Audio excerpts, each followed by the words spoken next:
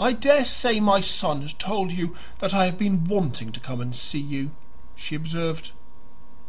"You are very kind," said Mrs. Westgate vaguely, her conscience not allowing her to assent to this proposition, and indeed not permitting her to enunciate her own with any appreciable emphasis. "He says you were so kind to him in America," said the Duchess. "We are very glad," Mrs. Westgate replied, "to have been able to make him a little more comfortable." "I think he stayed at your house," remarked the Duchess of Bayswater, looking at Bessie Alden. "A very short time," said Mrs. Westgate. "Oh," said the Duchess, and she continued to look at Bessie, who was engaged in conversation with her daughter. "Do you like London?" Lady Pimlico had asked of Bessie, after looking at her a good deal, at her face and her hands, her dress and her hair. "Very much indeed," said Bessie. "Do you like this hotel?" "It is very comfortable," said Bessie. "Do you like stopping at hotels?" inquired Lady Pimlico, after a pause. "I am very fond of travelling," Bessie answered, "and I suppose hotels are a necessary part of it, but they are not the part I am fondest of." "Oh, I hate travelling," said the Countess of Pimlico, and transferred her attention to Mrs. Westgate. "My son tells me you're going to Branches," the Duchess presently resumed. "Lord Lambeth has been so good as to ask us," said Mrs. Westgate, who perceived that her visitor had now begun to look at her, and who had her customary happy consciousness of a distinguished appearance. The only mitigation of her felicity on this point was that, having inspected her visitor's own costume, she said to herself, "She won't know how well I am dressed." "He has asked me to go, but I'm not sure I shall be able," murmured the Duchess. "He had offered us the prospect of meeting you," said Mrs. Westgate. "I hate the country at this season," responded the Duchess. Mrs. Westgate gave a little shrug. "I think it is pleasanter than London." But the Duchess's eyes were absent again. She was looking very fixedly at Bessie. In a moment she slowly rose, walked to a chair that stood empty at the young girl's right hand, and silently seated herself. As she was a majestic, voluminous woman, this little transaction had, inevitably, an air of somewhat impressive intention. It diffused a certain awkwardness, which Lady Pimlico, as a sympathetic daughter, perhaps desired to rectify in turning to Mrs. Westgate. "I dare say you go out a great deal," she observed. "No, very little. We are strangers. We didn't come here for society." "I see," said Lady Pimlico. "It's rather nice in town just now." "It's charming," said Mrs. Westgate, "but we only go to see a few people whom we like." "Of course, one can't like everyone," said Lady Pimlico. "It depends upon one's society," Mrs. Westgate rejoined. The Duchess, meanwhile, had addressed herself to Bessie. "My son tells me the young ladies in America are so clever." "I am glad they made so good an impression on him," said Bessie, smiling.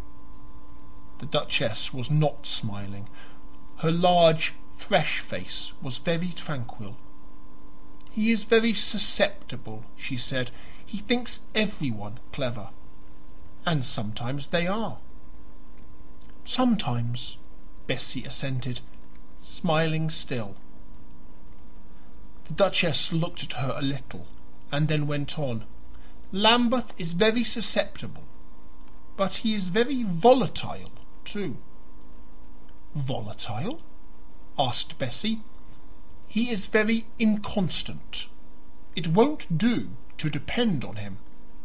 "Ah," said Bessie, I don't recognize that description. We have depended on him greatly, my sister and I, and he has never disappointed us." "He will disappoint you yet," said the Duchess. Bessie gave a little laugh, as if she were amused at the Duchess's persistency. "I suppose it will depend on what we expect of him." "The less you expect, the better," Lord Lambeth's mother declared. "Well," said Bessie, "we expect nothing unreasonable." The Duchess for a moment was silent, though she appeared to have more to say. "Lambeth says he has seen so much of you," she presently began. "He has been to see us very often. He has been very kind," said Bessie Alden. "I dare say you are used to that. I am told there is a great deal of that in America." "A great deal of kindness?" the young girl inquired, smiling. "Is that what you call it? I know you have different expressions." "We certainly don't always understand each other," said Mrs. Westgate, the termination of whose interview with Lady Pimlico allowed her to give her attention to their elder visitor. "I am speaking of the young men calling so much upon the young ladies," the Duchess explained. "But surely in England," said Mrs. Westgate, "the young ladies don't call upon the young men." "Some of them do, almost," Lady Pimlico declared, "when the young men are a great party." "Bessie, you must make a note of that," said Mrs. Westgate. "My sister," she added, "is a model traveller. She writes down all the curious facts she hears in a little book she keeps for the purpose." The Duchess was a little flushed. She looked all about the room, while her daughter turned to Bessie. "My brother told us you were wonderfully clever," said Lady Pimlico. "He should have said my sister," Bessie answered, "when she says such things as that." "Shall you be long at Branches?" the Duchess asked abruptly of the young girl. "Lord Lambeth has asked us for 3 days," said Bessie. "I shall go," the Duchess declared, "and my daughter too." "That will be charming," Bessie rejoined. "Delightful," murmured Mrs. Westgate. "I shall expect to see a great deal of you," the Duchess continued.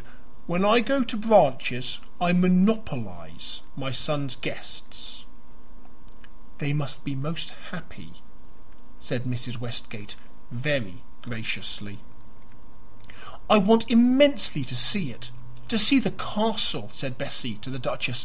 "I've never seen one, in England at least, and you know we have none in America." "Ah, you are fond of castles?" inquired her Grace. "Immensely," replied the young girl. "It has been the dream of my life to live in one."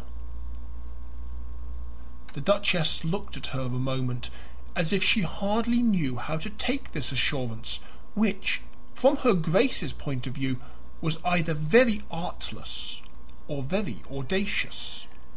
"Well," she said, rising, "I will show you Branches myself." And upon this the two great ladies took their departure. "What did they mean by it?" asked Mrs. Westgate when they were gone. "They meant to be polite," said Bessie, "because we are going to meet them." "It is too late to be polite," Mrs. Westgate replied, almost grimly. "They meant to overawe us by their fine manners and their grandeur, and to make you such a prize." "Such a prize? What strange things you say," murmured Bessie Alden. "They meant to snub us, so that we wouldn't dare to go to Branches," Mrs. Westgate continued. "On the contrary," said Bessie, "the Duchess offered to show me the place herself."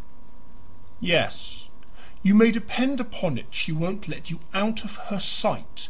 She will show you the place from morning till night." "You have a theory for everything," said Bessie. And you apparently have none for anything." "I saw no